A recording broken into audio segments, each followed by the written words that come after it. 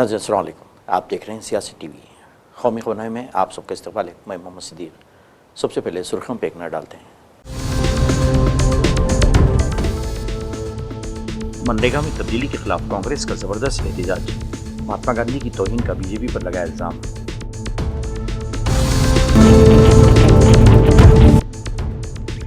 सोना और चांदी की कीमत में जबरदस्त गिरावट, सराफा बाजार में हलचल।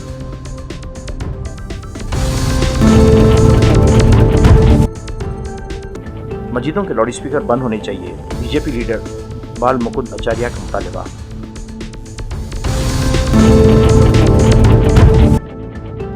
शहीद दिवस के मौके पर सर जमहूरिया, वज़ीर-ए-आज़म, कांग्रेस कायदीन और दीगर का बाबा कौम को खराज। कहा, सच्चाई, अदम तशद्दुद और हमदर्दी जैसे बापू के नजरियात को आम करना होगा। नजदीक थी सुर्खियां, अब खबरों की तफसील पेश है। ख्वाबी देही रोजगार गारंटी मनसूबा मनरेगा में तब्दीलियों के खिलाफ कांग्रेस ने आज जुमे को राजधानी दिल्ली में जबरदस्त एहतजाज किया। मनरेगा बचाओ संग्राम के तहत कांग्रेस के सीनियर रहनुमा और कारकुनों ने मार्च निकाला और इस मनसूबे में की जा रही तब्दीलियों के खिलाफ नारे लगाए। मुजाहिरीन ने हाथों में तख्तियां उठा रखी थी जिन पर हुकूमत के खिलाफ नारे दर्ज थे और मुतालबा किया गया कि मनरेगा के ढांचे और इसके बुनियादी मकसद को कमज़ोर न किया जाए।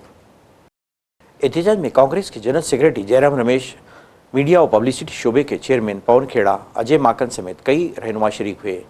मुजाहिरीन का कहना था कि मनरेगा देही हिंदुस्तान के लिए महज एक स्कीम नहीं बल्कि रोज़गार के आईनी ज़मानत थी जिसे दानिस्ता तौर पर कमज़ोर किया जा रहा है। उनके मुताबिक हुकूमत की पॉलिसियों के सबब इस कानून की रूह मुतासिर हुई है और इसका बराह रास्त असर गरीब और मजदूर तबके पर पड़ रहा है। सर जमहूरिया मुर्मू, नायब सदर जमहूरिया और वज़ीर-ए-आज़म मोदी ने आज जुमे को महात्मा गांधी की बरसी के मौके पर राजघाट पहुंचकर उन्हें खिराज अक़ीदत पेश करते हुए कहा कि बाबा कौम के उसूल तरक्की याफ्ता और आत्मनिर्भर भारत के अज़म के मरकज़ में हैं। इन्होंने कहा कि बापू ने हमेशा स्वदेशी पर जोर दिया जो तरक्की याफ्ता और आत्मनिर्भर भारत के अज़म का एक बुनियादी सुतून है। मोदी ने कहा कि महात्मा गांधी की शख्सियत और इनके नज़रियात आने वाली नस्लों को भी फ़र्ज़ के रास्ते पर चलने की तहरीक देते रहेंगे। वाज़ेह है कि हिंदुस्तान में 30 जनवरी को महात्मा गांधी की याद में शहीद दिवस मनाया जाता है। 1948 में इसी दिन महात्मा गांधी का कत्ल कर दिया गया था। सोनिया गांधी, प्रियंका गांधी और राहुल गांधी और कांग्रेस सर मल्लिकार्जुन खड़गे ने जुमे को बाबा कौम महात्मा गांधी को यौम शोदा पर खिराज अक़ीदत पेश करते हुए उनकी सच्चाई, अदम तशद्दुद और हमदर्दी के नज़रियात को याद किया। कांग्रेस कायदीन ने कहा कि नफ़रत की ताकतों ने मुल्क को बापू से अलग कर दिया, उनका मुकाबला उनके नज़रियात से किया जाना चाहिए। इन्होंने कहा कि जिस नफ़रत ने हमें बापू से जुदा किया इसका तरियाक भी बापू की राह है। उनका कहना था कि सच्चाई की रोशनी, अदम तशद्दुद की ताकत और मोहब्बत की हमदर्दी को इस पुराशुभ दौर में आम करने की अष्ट ज़रूरत है। बीजेपी रहनुमा बाल मुकुंद आचार्य ने एक बार फिर मस्जिदों में लाउड स्पीकर का मसला उठाया और कहा कि मस्जिदों की अज़ान से लोगों को मुश्किलात का सामना है, ऐसे में लाउड स्पीकर के इस्तेमाल पर पाबंदी होनी चाहिए। उनका कहना था कि आज के दौर में जबकि सभी के पास घड़ी है और सभी की नमाज की टाइमिंग मालूम है तो फिर लाउड स्पीकर तेज़ आवाज़ में अज़ान देकर दूसरे मज़हब के लोगों के लिए क्यों परेशानी पैदा की जा रही है। मेरी विधानसभा हवा महल में और संपूर्ण परकोटे में एक गली में लाइन से 2-3 मकान छोड़कर एक मस्जिद है, 2-3 मकान छोड़ के एक मदरसा है, फिर 2-3 मकान छोड़ के फिर एक मस्जिद है। ऐसे अनगिनत मस्जिदें हैं। हमें कोई प्रॉब्लम नहीं है। कांग्रेस काल में गली गली में बनी है खूब सारी, ठीक है। सबकी अपना धर्म, पद्धति, पूजा, प्रार्थना करने का एक तरीका है, हमें उससे कोई आपत्ति नहीं है। लेकिन आजकल हम एक चीज कांग्रेस काल के समय से शुरुआत हुई थी, वो अभी कंट्रोल अभी कर नहीं पा रहे हैं। वो भारी समस्या ये है कि वहां पर लाउड स्पीकर की आवाज को प्रतिदिन बढ़ाया जा रहा है और जो 4-6 एक मंजिल में होते हैं उसको 4 फिर दूसरी मंजिल में, फिर 4 तीसरी मंजिल में, कई जगह एक में 8-8, 10-10 स्पीकर लगा दिए गए हैं। और आवाज जब हम निवेदन करते हैं कि साहब एक मापदंड है, कृपया इसको, जब इतने सारी एक साथ जब लाउड होता है तो पढ़ने वाले बच्चे उनको दिक्कत आती है, माइग्रेन वालों को प्रॉब्लम आती है, आसपास स्कूल अस्पताल वालों को दिक्कत आती है और उस क्षेत्र में जो बहुसंख्यक समाज के लोग जो गिनती के जो बचे हैं वो लोग हमें ये धमकी देते हैं कि महाराज जी आवाज थोड़ी कम कराओ, अन्यथा बंद कराने के लिए कोई नहीं कह रहा है, आवाज कम कराओ, हमें दिक्कत आ रही है, हम लोग शहर छोड़ देंगे, हमें दिक्कत आ रही है। ये शिकायत है, ऑन रिकॉर्ड है, वीडियो है मेरे पास में, ऑडियो है, मैं आप लोगों को दे सकता हूं। और उन कॉलोनी में वहां आ जाएं, आप अपना मीटर लगा लें, चेक कर लें, मैं जो कह रहा हूं उसमें सत्यता क्या है, मीटर लगाकर चेक कर लो। एक दिन कम करते हैं, दूसरे दिन शाम को तेज कर देते हैं। तो ये कबीले की जो प्रथा थी, पहले कबीले थे, कबीले में दूर आवाज लगानी पड़ती थी, माइक लगाना पड़ता था और बताना पड़ता था, और घड़ी भी नहीं थी उस जमाने में। अब न तो कबीला है और न घड़ी की कोई समस्या है, तो फिर इतनी लाउड करने की आवश्यकता क्या है। मैं सभी धर्मों का आदर करता हूं, पूजा प्रार्थना पद्धति का कोई भी किसी का तरीका है उसके प्रति पूरा सम्मान रखता हूं, मुझे कतई कोई आपत्ति नहीं है।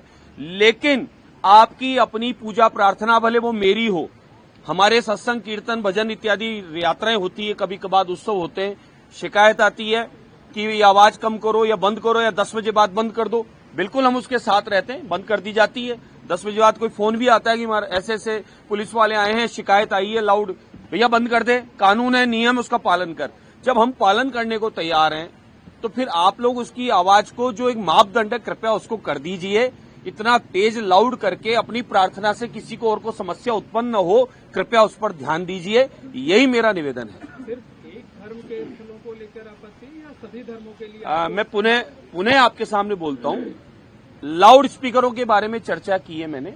जो भी तेज आवाज में लाउड स्पीकरों में के माध्यम से कोई भी कार्यक्रम करता है, पढ़ने वाले बच्चों को उससे समस्या उत्पन्न होती है, माइग्रेन वालों को होती है, बीमारों को होती है, अस्पताल स्कूलों में होती है, एग्जाम के टाइम पे होती है।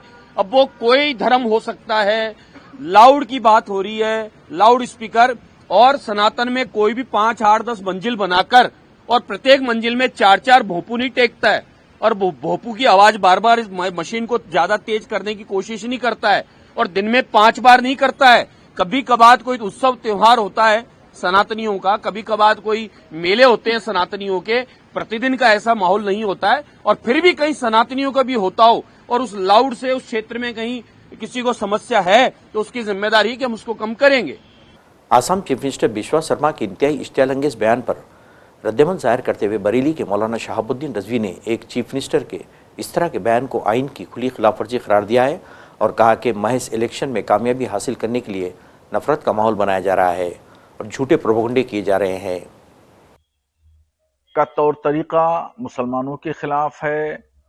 जब से मुख्यमंत्री बने हैं आसाम में, घुसपैठिए कहकर, बांग्लादेशी कह करके मुसलमानों को इताब का शिकार और मुसलमानों पर जुल्म और ज्यादती कर रहे हैं।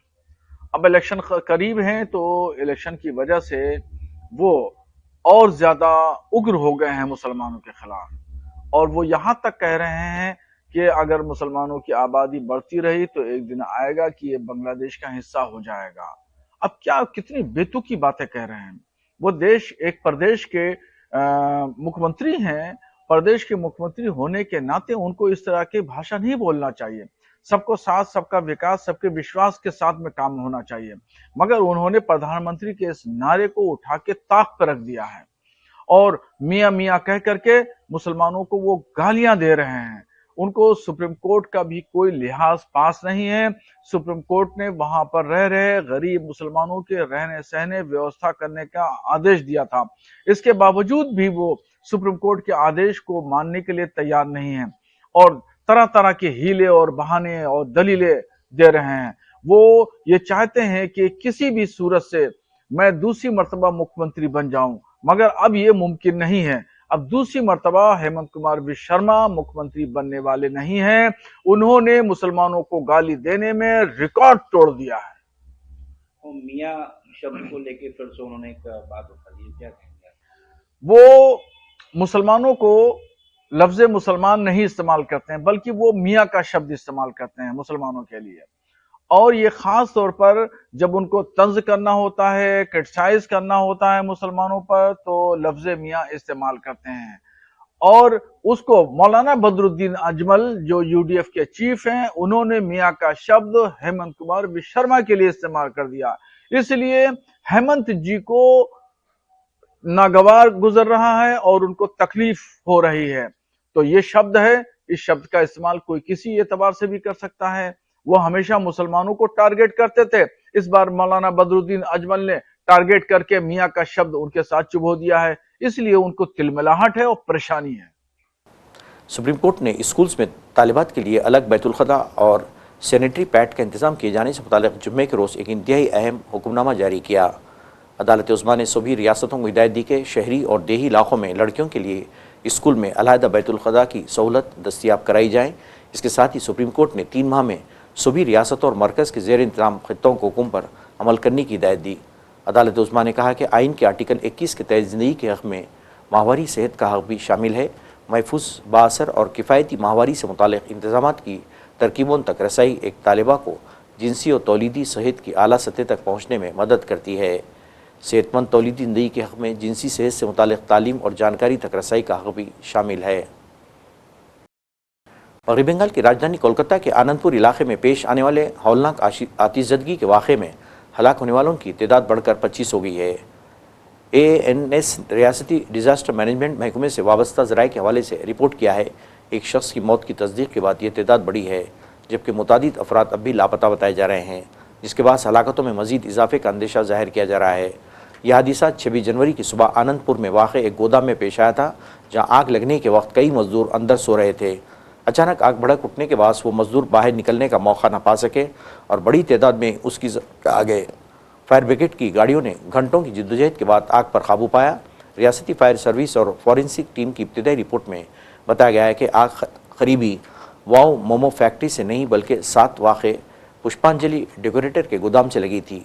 ताहम वाक़े के बाद गिरफ्तार किए गए पुष्पांजलि डेकोरेटर के गोदाम के मालिक गंगाधर दास ने दावा किया है कि आग सबसे पहले मोमो फैक्ट्री में लगी और बाद में फैल गई। इस तजाद ने मामले को मज़ीद पेचीदा बना दिया है और तफ्तीशी एजेंसियाँ मुख्तलिफ पहलुओं से जाँच में मसरूफ़ है। गुज़िश्ता कुछ दिनों से सोना और चांदी की कीमतें तेज़ी से ऊपर जा रही थी और रोज़ नए रिकॉर्ड कायम हो रहे थे।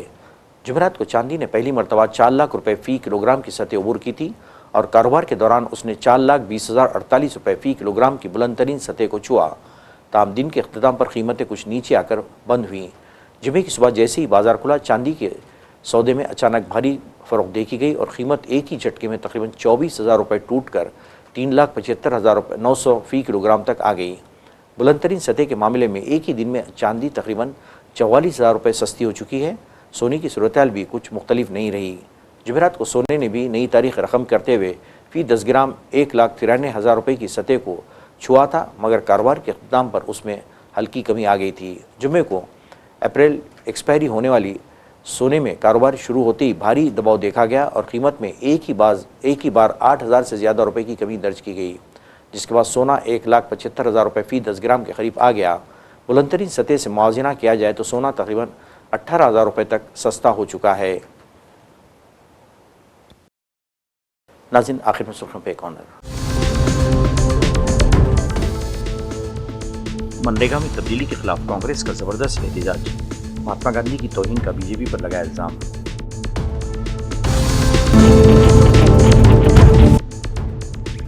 सोना और चांदी की कीमत में जबरदस्त गिरावट, सराफा बाजार में हलचल।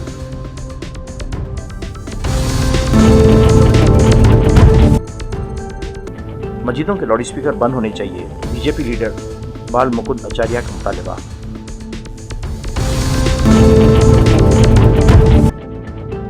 शहीद दिवस के मौके पर सर जमुहूरिया, वज़ीर-ए-आज़म, कांग्रेस कायदीन और दीगर का बाबा कौम को खराज। कहा, सच्चाई, अदम तशद्दुद और हमदर्दी जैसे बापू के नज़रियात को आम करना होगा। नाज़रीन, इसके साथ ही कौमी खुदनामा ख़त्म होता है। मुझे और सारी सियासत की टीम को इजाज़त दें। अल्लाह हाफ़िज़।